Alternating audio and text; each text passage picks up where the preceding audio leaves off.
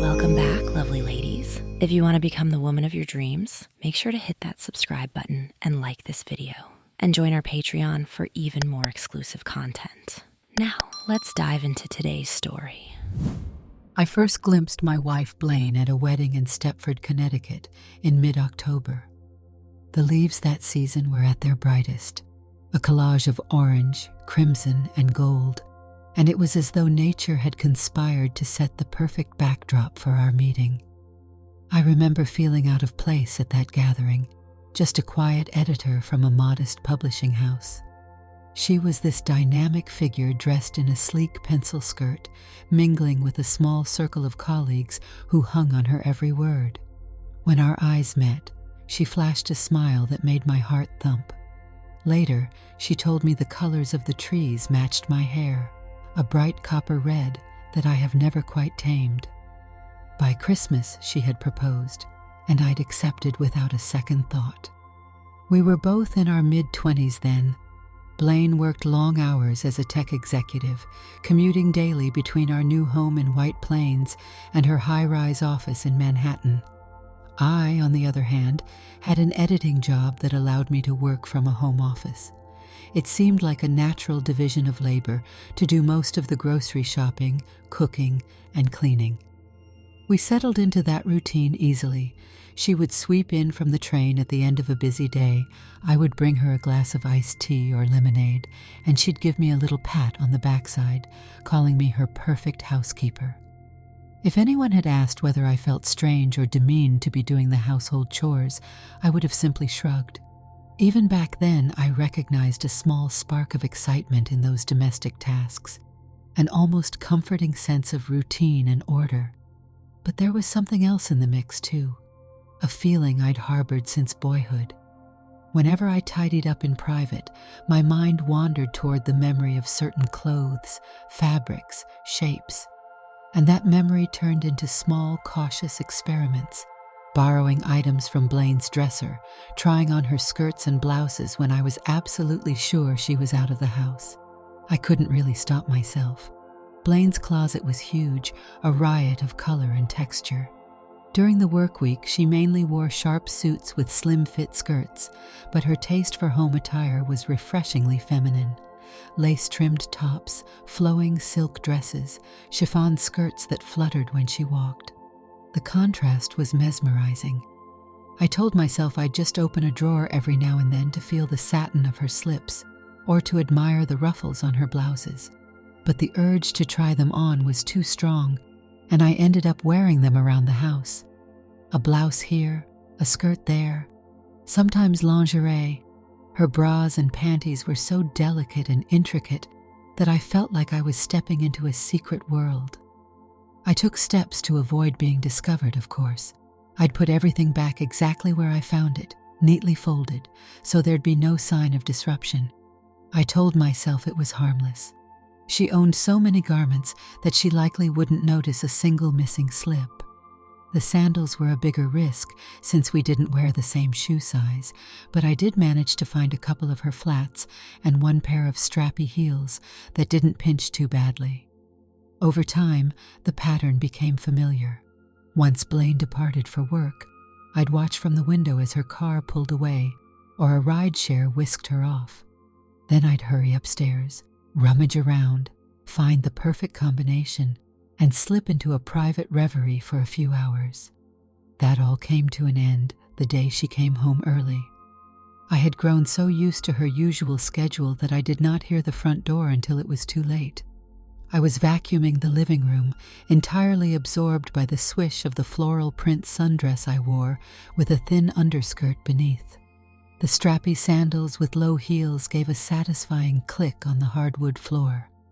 My hair, fiery as it was, stood out even more above the soft pastel of the dress. And then I turned off the vacuum and turned around, only to find Blaine watching me with this curious, half-amused expression. My face burned. I tried to explain or at least stammer out a coherent sentence, but the best I managed was, I'm sorry. She didn't yell. She didn't look angry. If anything, her face settled into an expression of clarity, as though she finally had an explanation for something she'd been suspecting. Gently, she teased, "You should have told me a while ago. You're a lot smaller than me in the shoulders, so the dresses fit pretty decently. You look almost comfortable." I stood there, hot with shame, as she asked, "Do you usually dress like this only when you're alone?" I managed a slow nod. I tried to string together an apology, but she held up her palm to quiet me. "It's okay, Lyle. Let's figure this out. You're clearly enjoying yourself. You even did your nails." She tilted her head, eyeing my hastily applied polish. The relief I felt at her calm tone mingled with extreme embarrassment. Of course, I expected confrontation, maybe even anger. Instead, she merely circled me. "That's one of my favorite sundresses, but I almost never wear it anymore. It's perfect for you." She paused and added, "Maybe we should give this side of you a name. Lisa, perhaps." "Lisa?" I echoed in a quivering voice. "Sure. You look more like a Lisa than a Lyle right now. Would you like that?" I don't know what to say." She put a hand on my shoulder and squeezed gently. "Don't worry. You don't have to do anything right away. But let's not pretend this doesn't exist. You're obviously drawn to these clothes, so I have an idea. Wear them at home. Enjoy it. Be my housewife in style. After all, I'm the one with the high-pressure office job.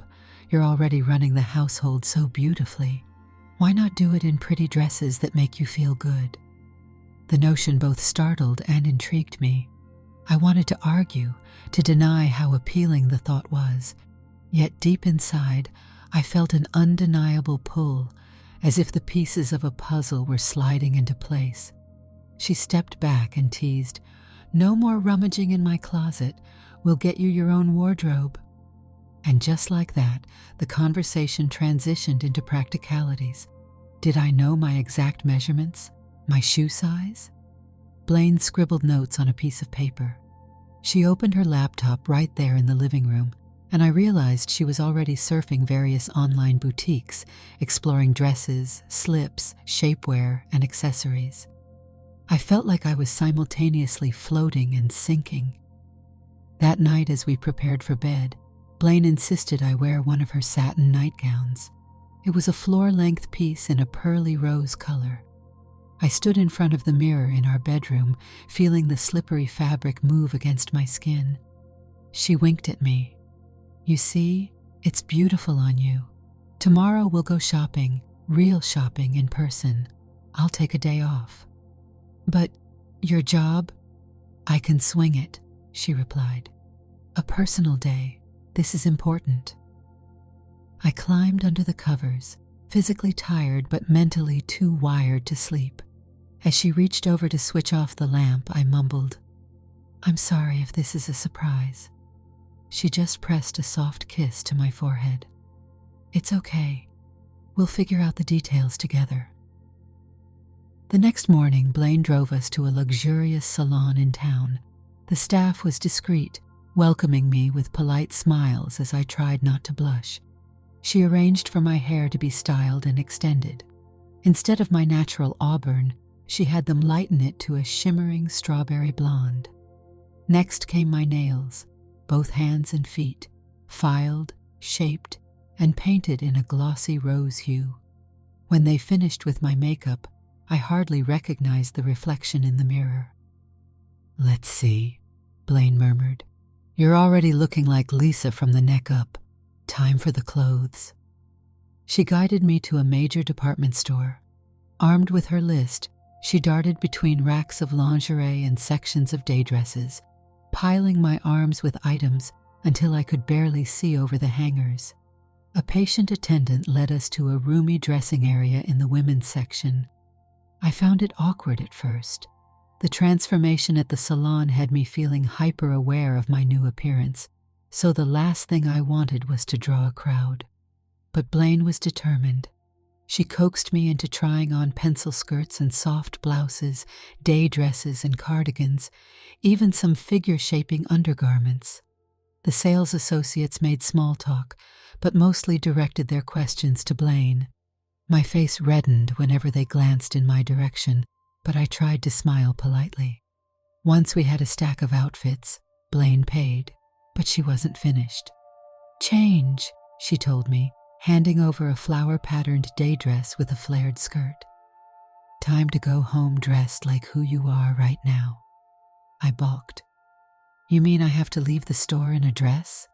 She nodded. "If you're going to wear them anyway, might as well get used to it. Don't worry, I'll be right by your side." I inhaled slowly and stepped back into the dressing stall. My heart seemed to pound louder than ever as I changed out of my old jeans and sweater into the newly bought outfit. A pair of low-heeled pumps completed the look. My hair and makeup had faded a bit from the day's errands, so I took a few minutes to freshen up, carefully retracing the gentle curve of eyeliner and adding a light coat of peach lipstick. When I stepped out and looked in the mirror, I was struck by how natural it felt. The dress hung neatly around my knees, and the small belt accentuated my waist. We left the store together, returning to the car. Although I was flooded with self-consciousness, no one gave us much more than a passing glance. By the time we pulled into our driveway, I was drained. Blaine, however, seemed invigorated. She helped me carry the bags upstairs, pointing to one of the empty bedrooms. "I've set this up for you," she said. "It's a perfect place to keep your new wardrobe, do your hair and makeup in privacy, or simply have some space of your own. But the main idea remains. You're free to be dressed like this anywhere in the house. In fact, I'd love it if you did." "Every day?" I asked quietly. She shrugged. "As often as you want. This is our home, and you're the one taking care of it. Don't feel obligated to alternate between men's clothes and women's clothes if that's not what you want. I can tell you feel more at ease when you're dressed as Lisa." Even though I was still nervous, her encouragement warmed me. It was as though she was handing me permission I hadn't even thought to seek. I gave a shy laugh, hugging her quickly. "Thank you." She kissed the top of my head. "Let's put things away and then think about dinner." Thus began my new routine. Over the following weeks, I woke up, showered, and slipped into pretty underthings, carefully selected dresses, modest shoes. Some days I pulled on an apron and cooked while classical music played through the house.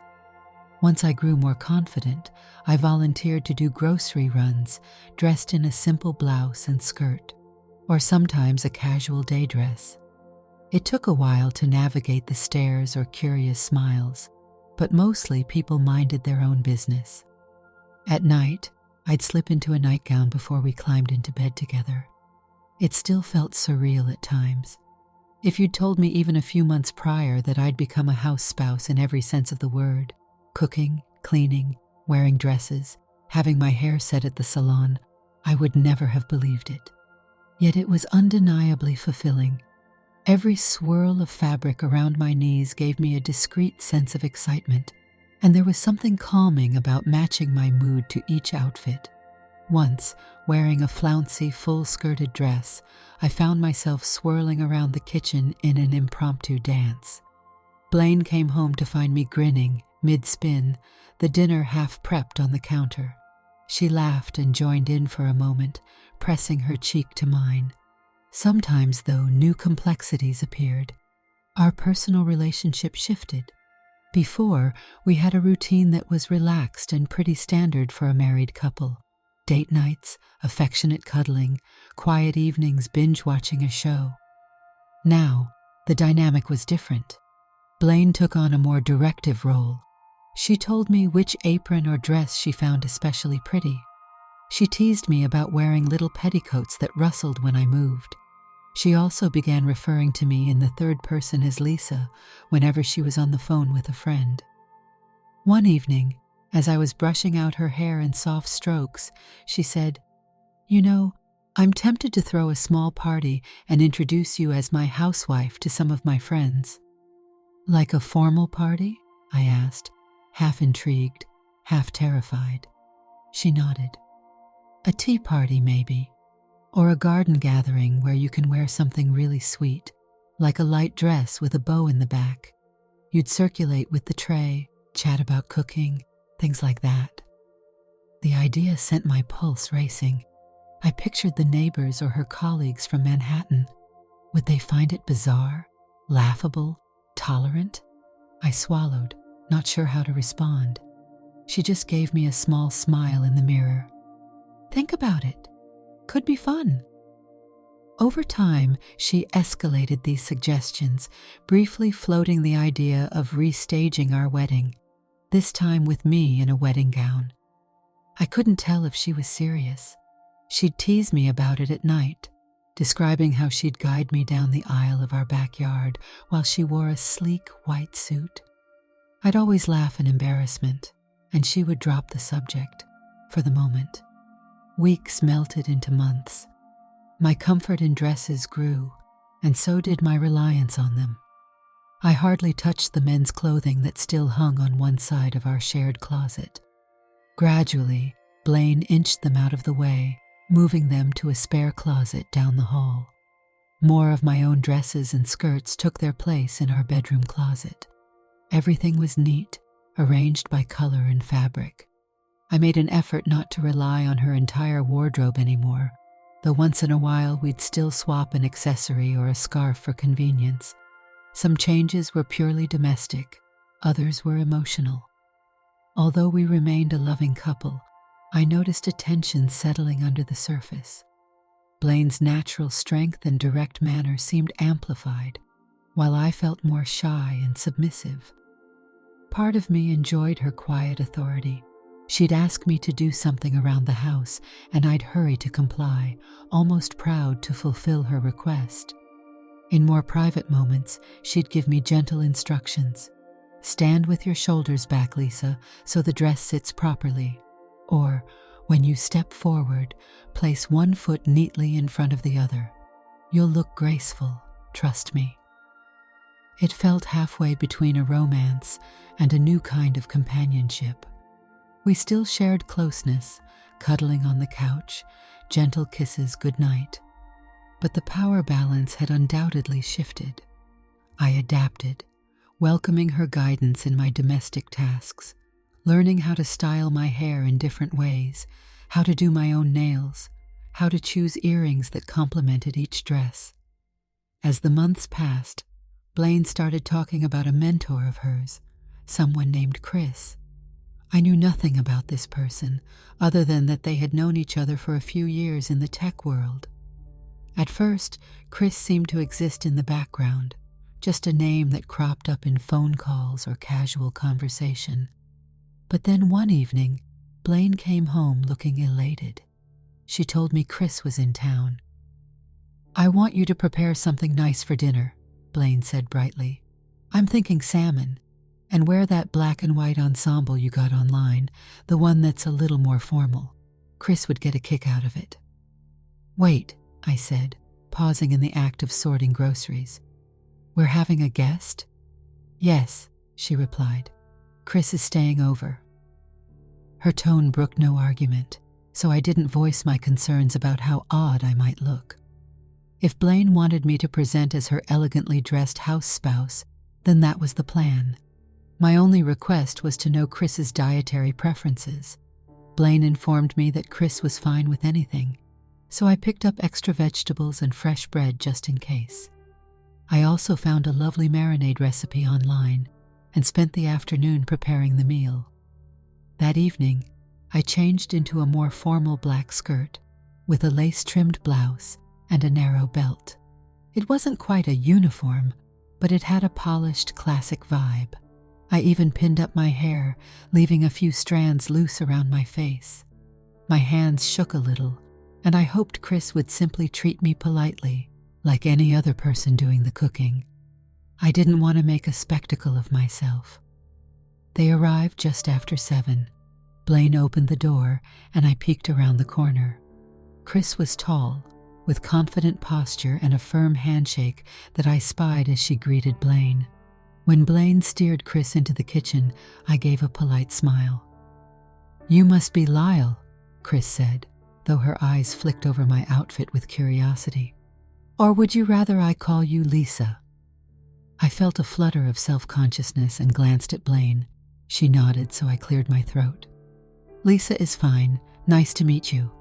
Chris didn't laugh or gape. She simply said, "Lovely to finally meet you. Blaine's told me a bit about you." Chris's gaze hovered on my pinned-up hair. Then she turned and sniffed the air. "Smells wonderful in here. Is that ginger?" I nodded again, grateful for the shift in focus. "Yes, ginger, soy sauce, and a bit of brown sugar. If you like it, I can give you the recipe." "I might want that," Chris said, eyes bright with interest. We shared a decent, calm dinner, though I felt like I was on stage. Chris asked about my editing work, and I described some of the how-to guides I'd been working on. She seemed genuinely intrigued. After we finished the meal and had coffee, Blaine suggested that Chris stay in our guest room for the night. Chris accepted. I caught an unreadable expression flash between them, but neither elaborated on it in front of me. The next day, Chris left early for a morning meeting. Blaine gave me a lingering smile over breakfast. "Thanks for making everything so nice for Chris," she said, gently touching my arm. "You looked lovely." I soaked in her approval the way a plant soaks in sunlight. Blaine had never been one to praise lightly, so this meant a lot. I was, however, still puzzled about her relationship with Chris.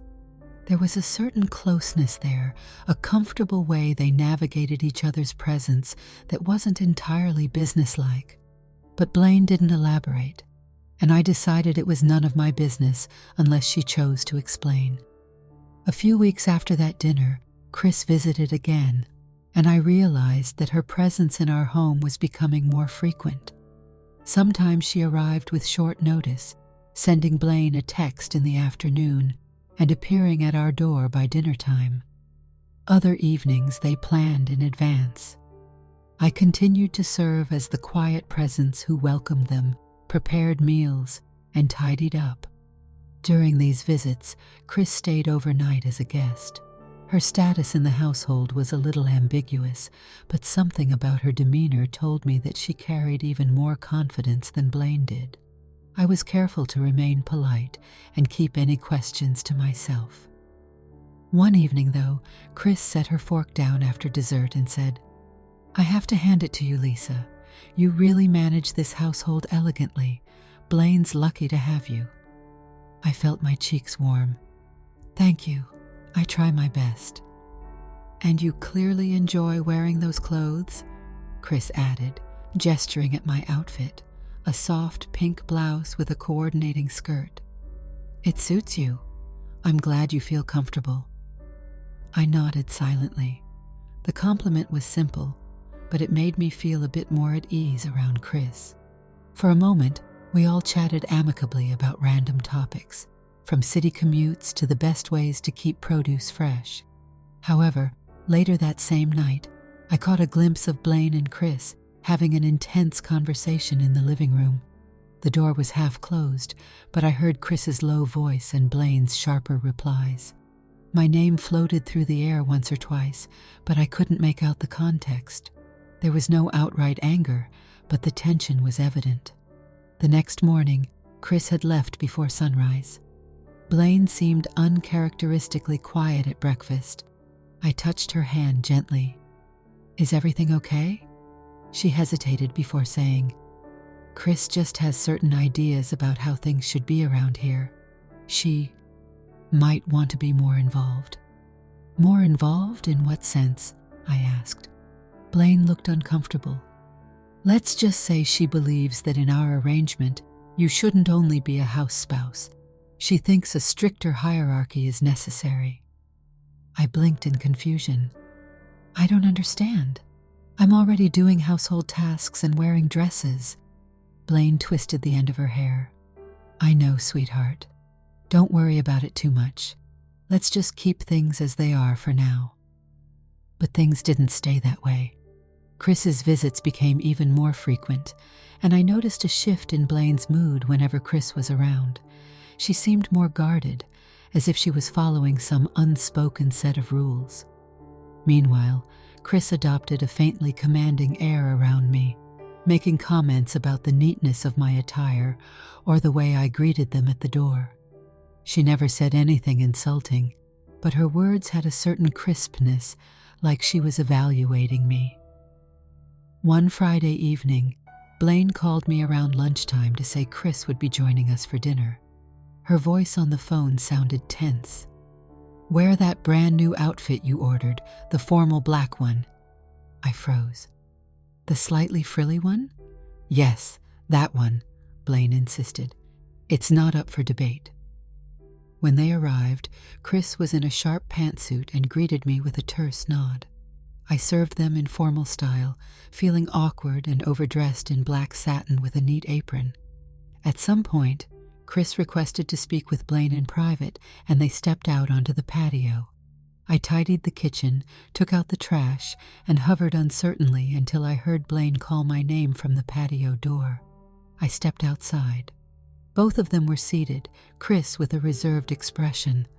Blaine spoke first, her voice trembling just a bit. "Lisa, Chris and I have come to an agreement. She'll be staying with us more often. We'll keep your spare bedroom for you, so Chris can use our main bedroom when she visits." My stomach lurched. "You mean you two will share that room?" Blaine hesitated. "Sometimes. Chris and I have certain business ties, and she wants to be closer to the city when traveling." Even though she phrased it in practical terms, a flicker of uncertainty darkened Blaine's expression. Chris added, "We know this is different, but it's necessary for our professional and personal arrangement." I felt distinctly uneasy, but I also sensed I wasn't being asked for my consent, merely being informed. I forced a small nod. My voice was tight. "All right, I'll move more of my clothes to the spare bedroom if that's what you both want." "Thank you for understanding," Chris said. From then on, the household felt like a precarious triangle. Blaine was caught between me and Chris, though in a very different sense than a typical love triangle. Chris remained polite, but there was a growing firmness in her approach to how the house should be managed. She expected me to be even more efficient and polished, as though I was hosting an ongoing executive dinner party. At first, it wasn't terrible. Chris was surprisingly generous in some ways. She once gave me a gift card to a boutique, remarking offhandedly that she thought I might like a few more dresses in softer pastel colors. Another time, she complimented my culinary skills in front of Blaine, making a point of saying how well I adapted to new recipes. But there was also an undercurrent of control, as if she was evaluating me based on some private standard. Blaine noticed my unease but seemed resigned to Chris's presence. One night, after Chris had gone to bed, Blaine and I stood alone in the kitchen, stacking plates in the dishwasher. I asked, "Is she always going to stay here like this? I feel like a guest in my own home." Blaine pressed her lips together. "It's complicated. She's a major figure at my company, and she's someone I can't afford to alienate. You have to trust me." I nodded slowly, though my thoughts were jumbled. I didn't want to cause a rift. I still cared deeply for Blaine, but I couldn't deny the new tension. It was hard to see her so subdued around Chris, as if relinquishing her usual sense of personal freedom. One weekend, Chris declared that she needed to see a more structured system in how tasks were assigned to me. She recommended that I keep a small log of my chores to demonstrate accountability. I found this bizarre, but to keep the peace, I agreed, writing down a schedule of vacuuming, dusting, laundry, and so on. Despite the strangeness, I tried to maintain the pleasant aspects of my life. I still wore my pretty dresses daily, baked pies on Sunday afternoons, and took walks around the neighborhood in a knee-length skirt and lightweight jacket. Locals started recognizing me, nodding politely or waving, sometimes murmuring a complimentary remark about my outfit. If the occasional passerby stared at me in confusion, I chose not to dwell on it. The dynamic at home, however, continued to shift. Blaine spent more time with Chris, sometimes disappearing into the main bedroom with the door firmly shut, leaving me alone to read or watch television downstairs. When Chris wasn't around, Blaine and I returned to our quieter rhythms. She'd come home from work, I'd serve dinner, and we'd talk about our days. But more and more, she hinted at how some things were changing for her professionally and personally in ways she couldn't fully disclose. The conversation would trail off, leaving me unsettled. Eventually, one late night in the living room, Blaine sat me down, her expression earnest. "Lisa, I want you to know something. No matter what happens with Chris, I don't want to lose you.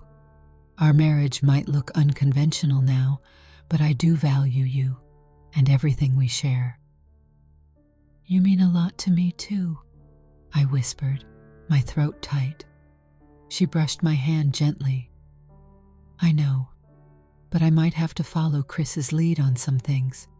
She has enormous influence, and there are professional consequences if I disregard her wishes. It's not that I'm powerless, but I'm trying to protect us." I nodded, though fear and confusion churned inside me. "I understand, or I'm trying to." She sighed. "Just keep doing what you're doing around the house. Stay in your lovely outfits. The routine we have is working in many ways. I appreciate how you manage the household with grace." I shifted on the couch, smoothing the hem of my skirt. "I will." Blaine's face softened, and she whispered, "Thank you," then leaned over and pressed a tender kiss on my forehead. Moments like that reassured me that we still shared a bond. It wasn't always easy to see it under the new tensions, but it lingered. Over time, I adapted to the constant presence of Chris when she was in town. I served them both dinner, took care of laundry, and remained polite. Yet I sometimes wondered if I was drifting further away from Blaine. She had first encouraged me to wear dresses, to be her housewife, but it now felt as though she was handing over the reins to Chris in decisions that affected our home. One morning, Chris left for a flight, and Blaine came to find me in the kitchen, a solemn look on her face. I noticed she was carefully placing some old items of mine, my leftover men's clothing, into a couple of large bags. "What are you doing?" I asked, unsure whether to step forward or remain still. She paused. "Chris wants it gone. She believes it's pointless to keep your men's clothes, considering how rarely you wear them. I know that's a big step, but maybe it's for the best. You haven't touched them in months." The realization stung. It was one thing to voluntarily not wear them. It was another to have them tossed out. Yet I recognized that, in a practical sense, I really had abandoned those clothes. They no longer felt like mine. At the same time, something about the formality of it, the sense of finality, put a knot in my stomach. I hesitated before saying, "All right, if that's what you both want." She nodded, looking relieved. "Thank you for being understanding." Hours later, I found myself in the spare bedroom, the one we'd decorated in soft pinks for me. This was my space now, stacked with dresses and blouses and little sets of matching lingerie. On a whim, I pulled out one of my most comfortable day dresses and ran my hand over the light cotton. I recalled the first time I slipped that garment on, how exhilarating and unusual it felt. Now it was my everyday normal. "Am I content with this?" I whispered to myself, deliberately avoiding certain terms that might come to mind when pondering one's personal evolution. I thought about how it all began, how a chance encounter led to marriage, how my clandestine fascination with Blaine's clothes turned into a permanent arrangement. It was surreal. Yet in my reflection, I saw someone calm, a bit worried about the future, but calm. When Blaine came home that night, she found me rearranging a row of new dresses on pastel hangers. She leaned against the doorframe, her arms folded. "You know, you really do look lovely, Lisa, and I cherish you. That's never going to change. But from now on, Chris might expect you to be more formal whenever she's here. Aprons and dresses, polished shoes, that kind of thing. I turned. Of course. I managed a small smile. As long as you're here with me, everything else is secondary. She came over and kissed my cheek, resting her forehead against mine. I promise I won't leave you alone in this. It's just something we have to navigate. We'll handle it together. Those words carried me through the next few months. Chris's presence increased in the house, but Blaine and I developed small routines to stay connected. On Sunday afternoons, Blaine might help me in the kitchen, wearing one of her loose t-shirts and leggings while I fussed over a new recipe, my apron tied neatly around my waist. She'd steal a sample from the mixing bowl, and we'd share a moment of laughter. We often spent evenings reading side by side, sometimes with my head in her lap, her fingers tangling in my carefully styled hair. The only difference was that, at night, I now retired to my pink canopied bed in the other room if Chris was staying over. On nights Chris wasn't around, Blaine and I slept in our old room together, her arm draped around my waist, her breath calm against my shoulder. Through the inevitable tensions, we arrived at a kind of equilibrium. I became the housewife Blaine had once teased I could be, responsible for cooking, cleaning, laundry, errands, and all the organizational tasks that keep a home running smoothly. I had refined it into an art, coordinating schedules, paying bills on time, ensuring we never ran out of fresh flowers for the living room. This took genuine effort, but the sense of purpose balanced out the more uncomfortable moments. Eventually, Blaine's earlier notion of a re-wedding made a comeback. One day she said half-jokingly, "We could renew our vows in the backyard, you wearing a beautiful white dress and me in something tailored. We'd invite some people close to us, and I'd vow to protect you, while you vow to stand by me, in sickness and in health."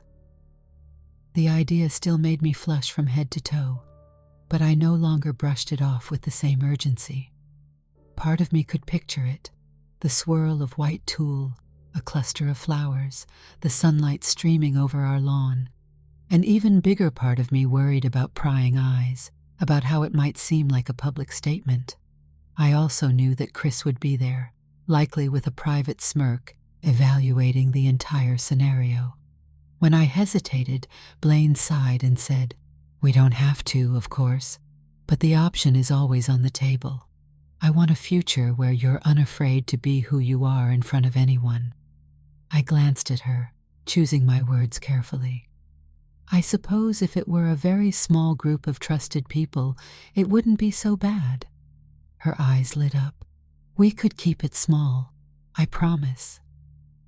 And so, for the first time, I began to entertain the possibility that I would stand in a white gown with a short veil or maybe flowers in my hair, reaffirming my bond to Blaine in front of a handful of close friends.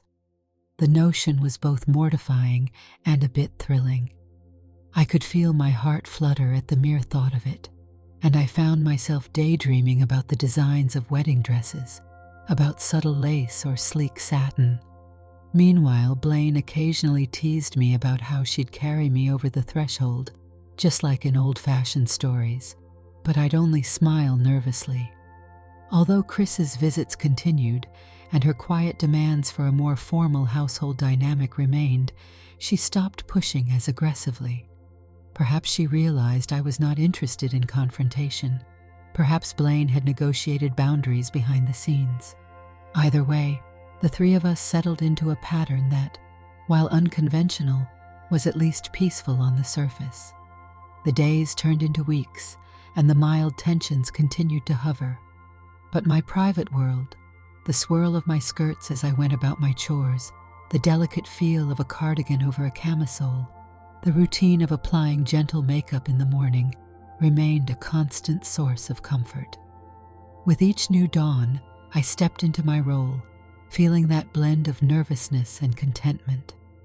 Blaine, for her part, never lost the calm but assured edge that made me trust her from the beginning. One evening, I overheard Chris say to Blaine in the hallway, "He's surprisingly well suited for this role, you know. If you keep guiding him, he could truly shine." Blaine's reply was soft but firm. "I know, but I don't want him to feel forced. He does this because it resonates with him. That's important. I treasure that spark in him." I couldn't quite pick up Chris's response, but I felt my eyes grow hot, unexpectedly moved by Blaine's acknowledgement. Maybe the situation was complicated, but somewhere in the tangle of obligations and influences, she still saw me as her partner, not just as a polished housekeeper. And so, despite everything, we carried on. I realized that everyone's marriage has currents and cross-currents, secrets and shared understandings, burdens and joys. In ours, dresses and aprons and quiet dinner parties became the backdrop to a story that was simultaneously challenging and oddly comforting. I would open the closet each morning, select something that made me feel composed, and step out into the day with a blend of caution and anticipation. Blaine and I continued forward, adjusting to whatever changes the future might bring. Whether Chris was present or not, I was still the same person, quietly putting one foot in front of the other in a swirling skirt, caretaker of our home, a companion to my wife. And I realized that, in its own raw way, it felt real. It was our everyday truth. As for the re-wedding, perhaps it might happen next spring, in a small ceremony under blooming trees. Or maybe it would remain a dream, postponed until we found the right moment. But either way, I knew that I would wake up the next morning in my pink room, slip on another pretty dress, and wait for Blaine to come home. And she'd flash that radiant smile that first captured my heart, the smile that told me, "This is where you belong." Did you like the story? Hit that like button and tell me what you thought in the comments. Do you want to hear more stories? Subscribe and hit the bell. For exclusive content and early access, check out our Patreon. You can find the link in the description, or you can watch any of the videos shown on my right. Thank you for watching and see you in the next video.